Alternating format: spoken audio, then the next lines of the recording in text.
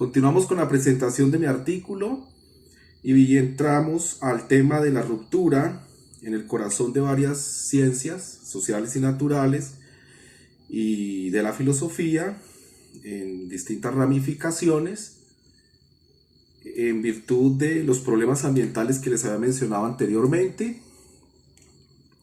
y de las reflexiones que se avanzaron durante distintos momentos del siglo XIX y del siglo XX hasta los años 70 especialmente. Bueno, lo primero que toca decir es que en el sistema de las ciencias ustedes pueden apreciar una serie de crisis o por lo menos cuestionamientos que generaron ramificaciones interesantes para nosotros y principalmente debemos mencionar la biología en el sentido de que pues, la ecología adquirió unos niveles de especialización extraordinarios. Hubo unos debates, y los hay por supuesto hoy, muy interesantes. Especialmente me interesa mencionar los modelamientos biomatemáticos que requieren de mucho trabajo empírico y que son muy importantes para poder planificar ambientalmente los territorios. La física, en particular la termodinámica aplicada a ecosistemas y agrosistemas y al sistema de la Tierra, eso también se convirtió en un asunto central. La economía, hubo una crisis, por supuesto, generada no solamente pues, la economía neoclásica por Keynes, cuando propone su macroeconomía, sus estudios macroeconómicos y el bienestarismo, sino que también pues tuvimos una crisis muy importante a partir de la obra de Georgescu Regge, quien introduce los estudios de la termodinámica o una lectura termodinámica al sistema económico. De tal suerte que esto derivó en economía ecológica o bioeconomía. Tenemos también una influencia importante en la sociología, especialmente la ramificación en sociología ambiental, que hoy pues ha tomado una fuerza considerable, especialmente en los estudios relacionados con riesgos ambientales, donde el tema central del cambio climático pues ha motivado muchas investigaciones en sociología ambiental. Por supuesto, la psicología ambiental, que no la menciono aquí, pero también ha adquirido una dimensión clave. Y en filosofía tenemos unos avances interesantísimos. En filosofía de la ciencia, avances o discusiones. Filosofía de la ética, filosofía política, filosofía del derecho y por supuesto la antigua filosofía de la naturaleza, que también se vio obligada a replantear muchas cosas que había afirmado, sobre todo a replantear sus visiones sistémicas u holísticas de la esfera de la naturaleza y de la interacción del hombre con la naturaleza. Bueno, en lo que corresponde a la ecología, pues las últimas 3 décadas cuestionaron pues profundamente la pertinencia de los modelos deterministas e incluso los cuasi deterministas, los modelos no lineales y los modelos probabilísticos tuvieron que también considerar de fondo el asunto de los ecosistemas, pues porque efectivamente a la hora de estudiar poblaciones en un sistema ecológico pues subsisten o subsistieron en su momento comportamientos muy aleatorios de interacciones demasiado dinámicas, impredecibles, lo que suele llamarse complejos y que efectivamente pues a la hora no se han podido modelar satisfactoriamente. Allí les recomiendo los trabajos de Sarkar de la Universidad de Stanford, que ha discutido en términos epistémicos muy bien los límites que tenemos a la hora de hacer explicaciones deterministas o cuasi deterministas de los ecosistemas. Por ejemplo, las tasas de crecimiento de una población, la riqueza de especímenes, la diversidad medida de muchas maneras, de estos entornos ecológicos, bueno, todo este tipo de cosas que en principio permiten determinar algunos patrones, como modelos de crecimiento de Volterra, que es un modelo pues, que inaugura una serie de curvas de crecimiento pues, interesantes, muy útiles, pero que pues, no se ajustan en estricto a muchos fenómenos. La curva de crecimiento logístico de Gauss, que también es muy importante, de 1934, son de los primeros avances interesantes que ustedes pueden empezar a ver. Los indicadores posteriores, con base en la matemática de la información, de Shannon, de Weber, los trabajos empíricos de Margalef en materia de indicadores, Simpson y demás, bueno, todos estos indicadores han ayudado a entender un poco este tema de la diversidad, pero como les menciono, los modelos matemáticos que hay detrás requieren siempre refinamientos, requieren más material empírico, etc.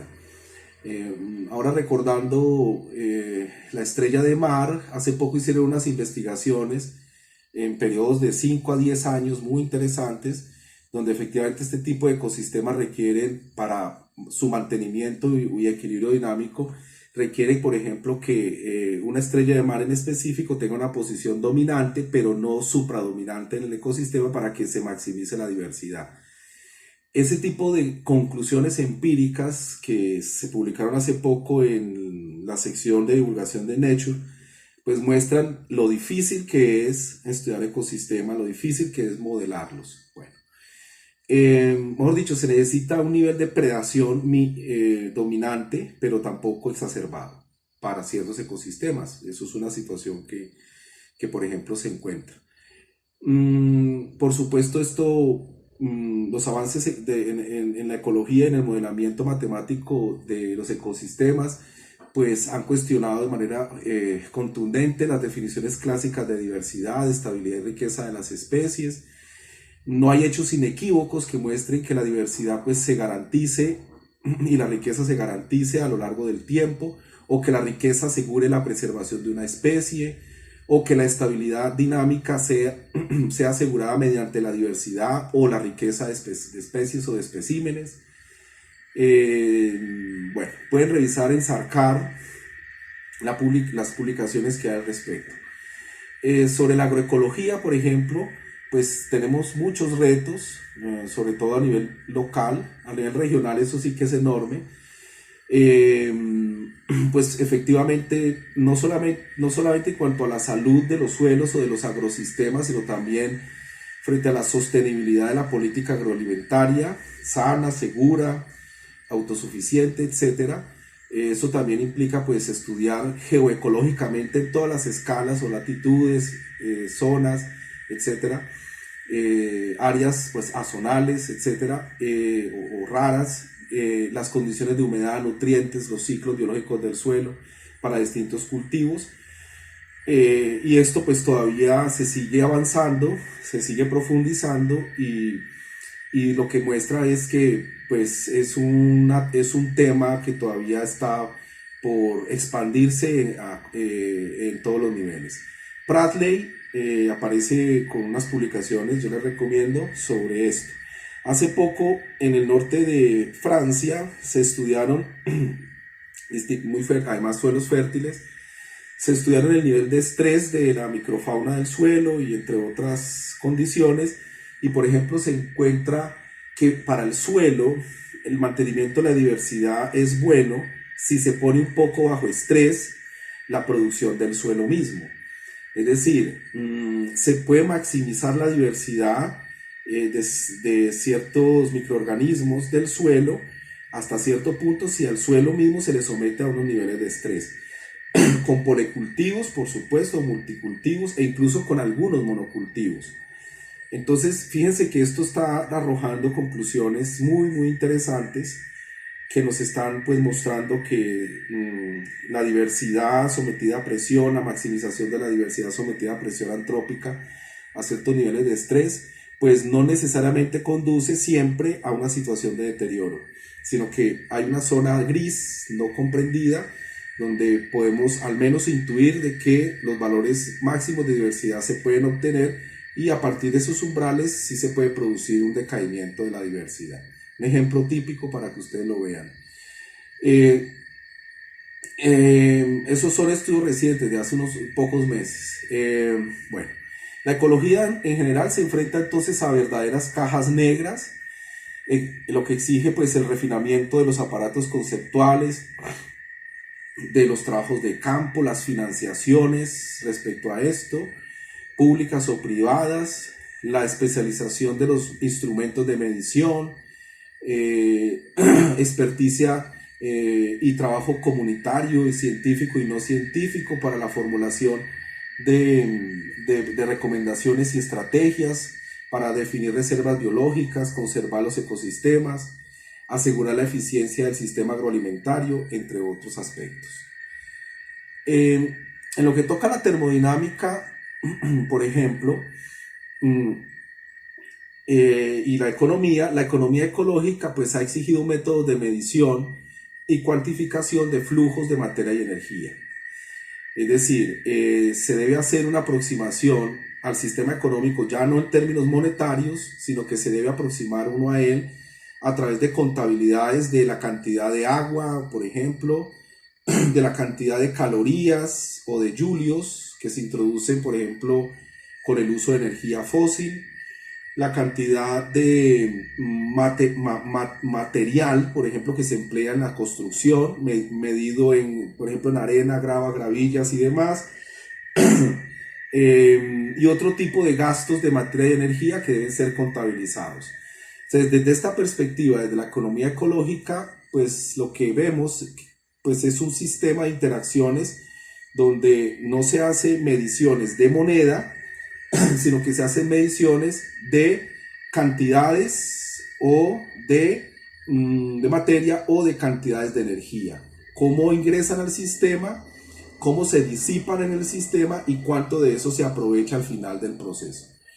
Eso, por supuesto, pues es una revolución importantísima, epistemológica en general para las ciencias de la naturaleza y, por supuesto, para las ciencias humanas y para las ciencias ambientales.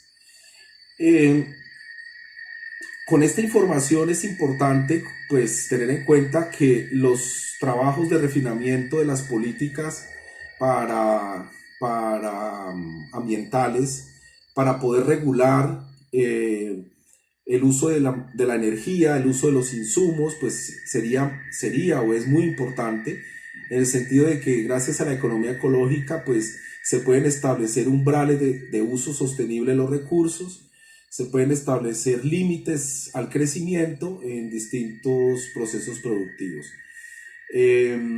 Bueno, de hecho, pues la física en general pues debería estar mucho más a tono con estas exigencias o requerimientos de la economía ecológica, apoyar mucho mejor esto y desde ya, por supuesto, debería establecer prioridades al respecto y hacer investigaciones que nos ayuden a comprender el sistema económico a través de estos esquemas de inputs y outputs de materia y energía. Bien. Por ejemplo, también tenemos que considerar situaciones pues, que impactan directamente en toda la economía neoclásica, que las estudió bien Daly, por ejemplo, en los años 70, en los 80, en los 90, en el sentido pues que esta economía neoclásica es una economía muy convencional, es una economía muy reduccionista, que sus axiomas, o fundamentos teóricos, pues, que produjeron todo tipo de formulaciones matemáticas deben ser revisados. Por ejemplo, la función de producción no opera para nada en economías campesinas o en economías en vías de desarrollo. En la mayoría de los casos, ni siquiera en economías desarrolladas, la función de producción se puede considerar como satisfactoriamente objetiva. Y hay muchas argumentaciones, muchas pruebas al respecto. No opera, por ejemplo, la función de sustitución de la economía convencional entre los niveles, por ejemplo, de la canasta alimentaria y no alimentaria muchas veces, que eso es una afirmación típica que ustedes encuentran formalizada en la economía no convencional. Eh, no opera expeditamente, por ejemplo, en comunidades indígenas, en poblaciones con familias nucleares, en sociedades tradicionales campesinas. Bueno, en general, el patrón de comportamiento del Homo economicus no funciona. En general no funciona bien y tiene serios reparos. Ni siquiera funciona bien dentro de un capitalismo maduro, bien establecido históricamente. Ni siquiera uno puede decir que ese tipo de funciones de sustitución operen bien o satisfactoriamente. Bueno, eh, pueden leer, por ejemplo, un buen resumen de todo esto que les estoy diciendo en Oscar Carpintero, un investigador que ha trabajado la bioeconomía y ha hecho unas publicaciones de divulgación muy interesantes que pues los invito a que la revisen. Ahí está en la literatura. Bueno, en fin, la economía tiene que ser menos convencional, debe tratar de ser consistente con las realidades de la población mundial y sus diversidades. Debe considerar pues nuevas funciones explicativas de lo que está pasando en la conducta económica del individuo, pues que no solamente toma decisiones egoístas, sino que también toma decisiones solidarias o cooperativas. Afinar todos estos mecanismos de evaluación y valuación de la economía a través de bienes monetarizados, sino que también tiene que considerar los bienes medidos en materia y energía, pues que en realidad se ajustan más a el comportamiento de los ciclos biogeoquímicos que hay en la naturaleza. En lo que hace referencia a la sociología, pues les había mencionado ya, pues la sociología ambiental, por ejemplo, a través de sus evaluaciones ambientales participativas e integradoras. Allí ha cumplido un papel muy importante. Este tipo de ejercicios de evaluaciones de las políticas ambientales a través de la participación de la comunidad y de la integración de la comunidad en las soluciones también, y en la integración de la comunidad no científica también. Este tipo de estrategias han ayudado a refinar, sobre todo en algunos países europeos, pues el nivel de desempeño o ejecución de la política ambiental. Y por supuesto, pues garantiza que la implementación de lo que yo planifico, pues mejore. De todas formas, esto tiene aún muchas deficiencias cuando el fenómeno se torna mucho más complejo, difícil de gestionar, y pues funciona bien para cambio de conductas, por ejemplo, que tiene que ver con separación en la fuente, con cierta reducción doméstica de la huella de carbono, perdón, el ahorro del agua escasa en las islas, por ejemplo, del Mediterráneo,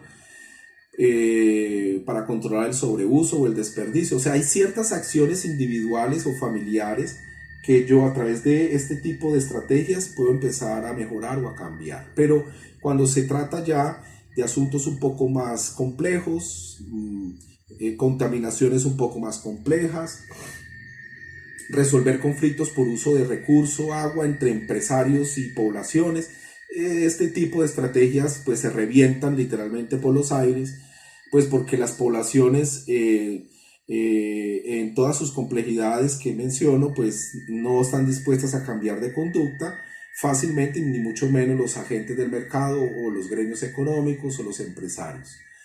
Eso se ve típicamente en toda la gestión del turismo, en cualquier lugar del mundo. El turismo sostenible se vende como un éxito en muchos países, pero en realidad tienen unas huellas de carbono, unas huellas de agua y unos impactos ambientales importantísimos, pues que en general no se pueden evitar.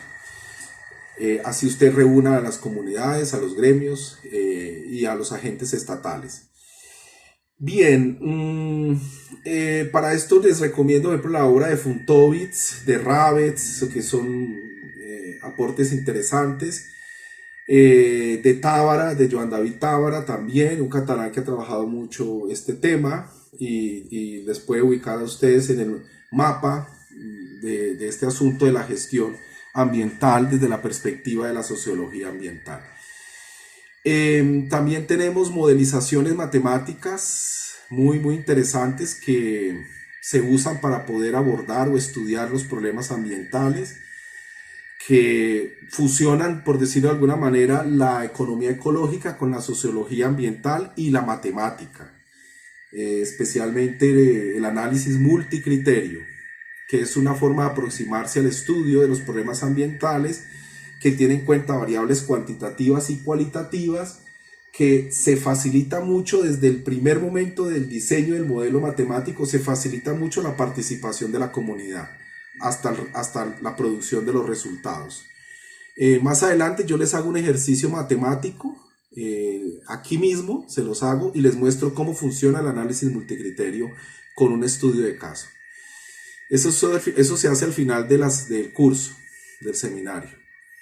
Bueno, por ejemplo, los modelos de comunicación participativa o transparente, muchos de ellos pues inspirados en trabajos previos que se hicieron por ejemplo, en la Universidad de Harvard sobre investigación-acción, en Habermas, en la teoría de la acción comunicativa y en otros pensadores, y en Latinoamérica pues se han inspirado en los trabajos de Falsborda, y que pues sencillamente invitan a hacer intervenciones en las comunidades para modificar las conductas a través de escenarios de investigación-acción participativa en general.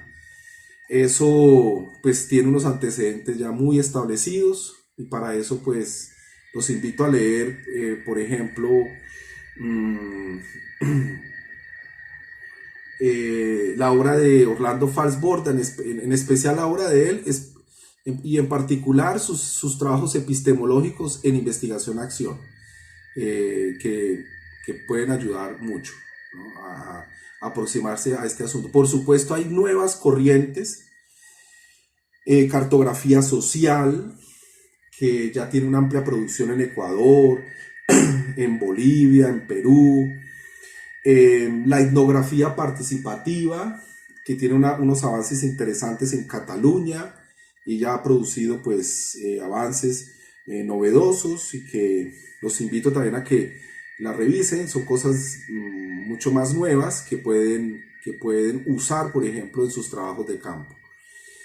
Bien, quiero mencionarles unas repercusiones que pues en las disciplinas filosóficas o en las corrientes filosóficas que me parece que son de interés. Bueno, una de las primeras repercusiones son en la filosofía de la ciencia, como les había dicho, en el sentido de que los estudios deterministas de la ecología, pues además de ser fuertemente cuestionados, ¿no?, desde los años 50, dando lugar pues a aproximaciones desde de la teoría general de sistemas, teoría de la complejidad y teoría del caos, pues obviamente generaron visiones de la naturaleza completamente inéditas, o al menos para otros autores o filósofos se constataba pues que la realidad tenía zonas oscuras o zonas grises no determinables por la razón, y que aún así los modelos estocásticos o los modelos probabilísticos que uno usa para analizar la realidad, pues en realidad son aproximaciones, meras apenas aproximaciones que tienen o siguen teniendo una base determinista en el modelo matemático. Es decir, lo que nosotros consideramos que es aleatorio, que es caótico, etcétera, etcétera, que es complejo, que tiene incertidumbre, en general, cuando nos aproximamos a su comprensión, no abandonamos un modelo matemático de aproximación a estos fenómenos. Y lo que desconocemos lo llevamos al límite y decimos pues que eso no es determinable. Pero, en fin, la idea de caos, de incertidumbre y demás, o de impredecibilidad es en realidad una idea negativa que se basa en la simple negación de lo que yo determino mediante la razón. Así de sencillo, pues para que no entrar en metafísicas.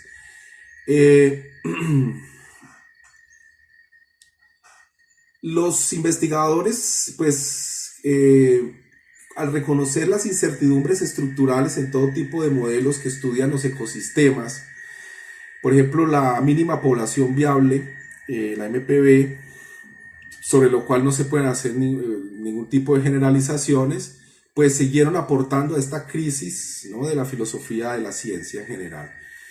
En los años 60 la cibernética empezó pues también a encontrar muchas dificultades para poder automatizar, formalizar y automatizar acciones motrices eh, eh, en distintos tipos de artefactos y efectivamente pues eso fue mostrando los límites, ¿no?, los momentos límites de la determinación del conocimiento sobre la realidad.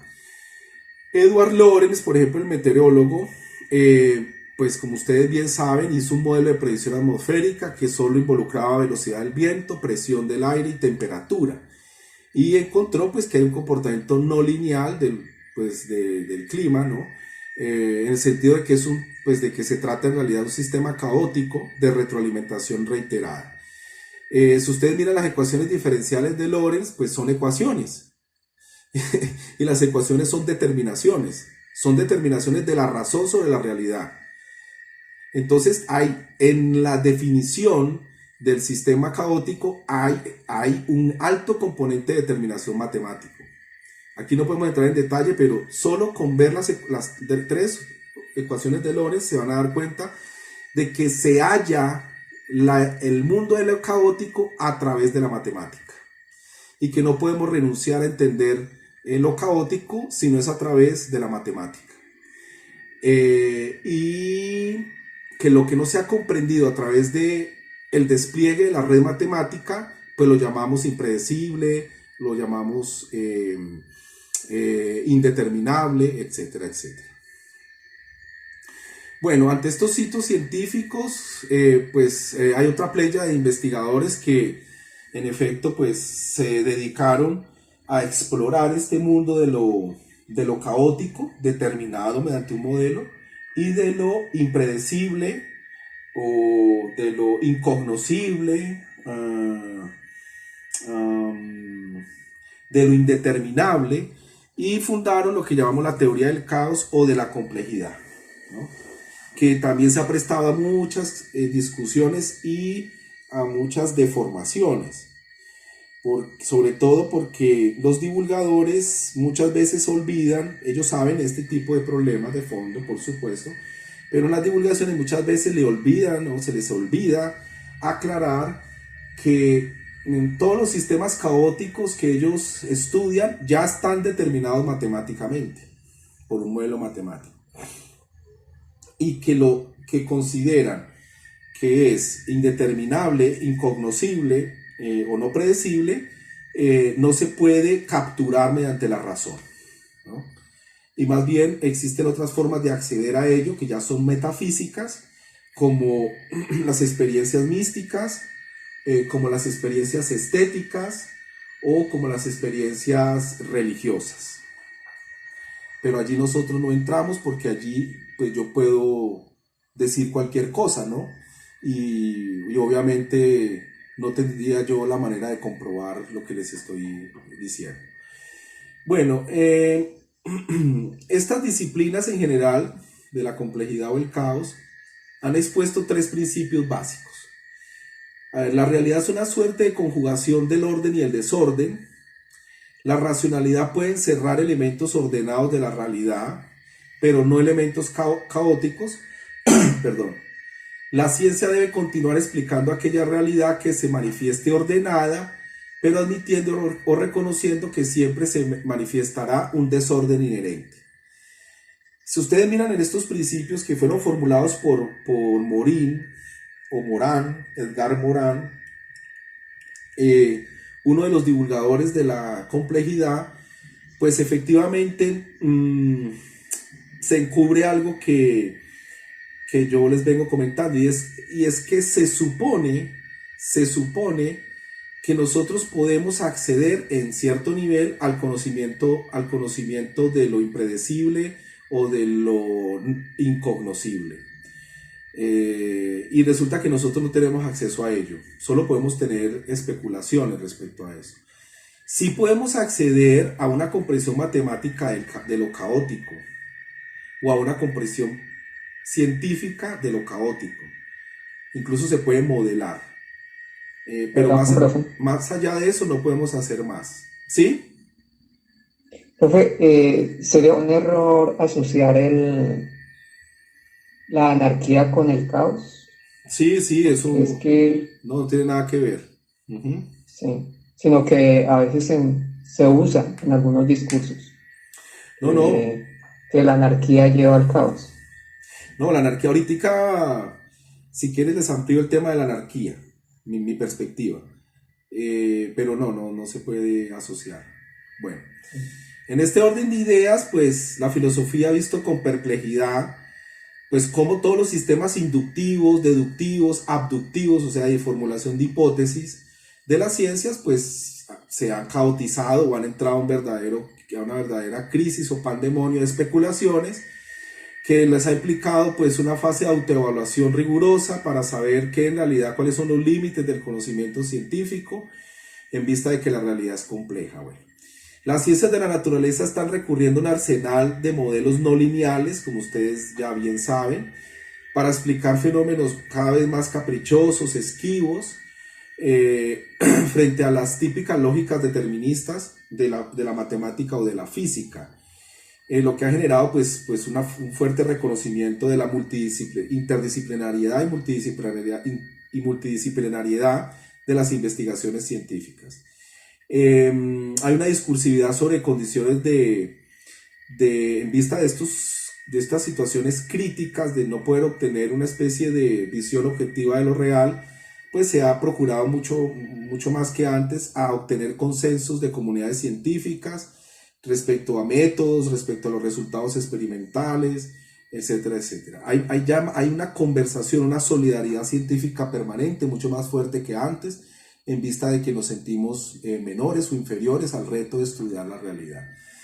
Eh, eh, por ejemplo, en la cumbre de Río del 92, que ustedes saben, se instauró el principio de precaución, pues para prevenir las acciones humanas que pudieran ocasionar daños irreversibles, aun si no se tuviera certeza científica sobre el peligro de esas acciones. Esto es un reconocimiento muy simple de cómo la comunidad científica debe asumir a base de puras intuiciones una decisión. Y es que puede existir un riesgo y por tanto me abstengo o recomiendo que esas acciones contaminantes se sigan desarrollando. Es una manifestación típica de un reconocimiento de la crisis que se está viviendo, de predictibilidad y recomendaciones ciertas de la ciencia. Bueno, se trata en general, pues en realidad esto es un típico problema de vínculos entre causas y efectos, o sea, no tampoco es que estemos hablando de un universo desconocido. ¿Cómo determinar la causa ante el evento de que un pesticida aplicado en cualquier parte del mundo haya ocasionado malformaciones genéticas en Turquía? Son típicas preguntas que uno puede hacerse. ¿Cómo determinar el responsable del incremento de la temperatura de la Tierra si no podemos arguir con plena certeza que los efectos invernaderos son su causa directa? ¿Cómo determinar si las fibras de asbesto contenidas en productos de libre circulación en Colombia causan cáncer de pulmón? Bueno, todo este tipo de preguntas que se hace la comunidad científica, obviamente algunas han tenido respuestas y otras generan un gran debate, ¿no?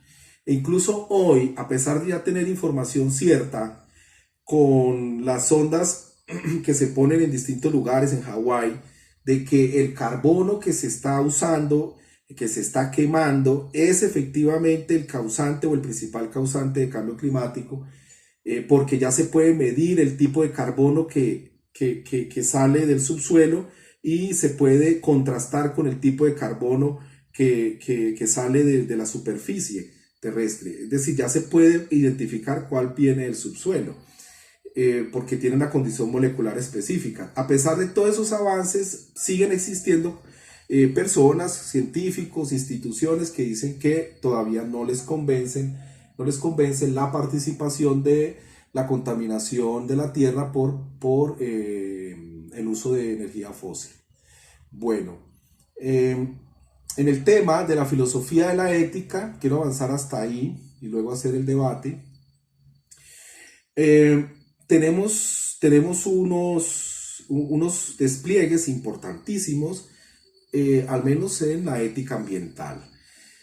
Se ha puesto pues de presente pues que la constitución antropocéntrica, que pues especialmente es propia del mundo, o bueno, no propia del mundo occidental, sino es una fuerza civilizatoria muy, muy poderosa en el mundo occidental. Pues no solamente hace referencia pues pues a la necesidad de descentrar el yo moderno, el yo que organiza el mundo, sino que también pues hay que descentrar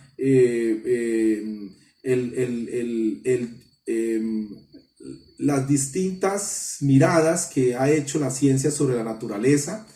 De alguna manera nos toca establecer una relación moral con la naturaleza. Por supuesto, lo que pues, ha generado todo tipo de paradojas. Por ejemplo, para superar la crisis ambiental, el mundo de la especie humana, de los entes vivientes no humanos, de los seres inanimados o no humanos, deberían gozar de los mismos derechos y respetos morales, deberían asignarse los mismos valores intrínsecos. La pluralidad cultural y religiosa, ¿dónde queda?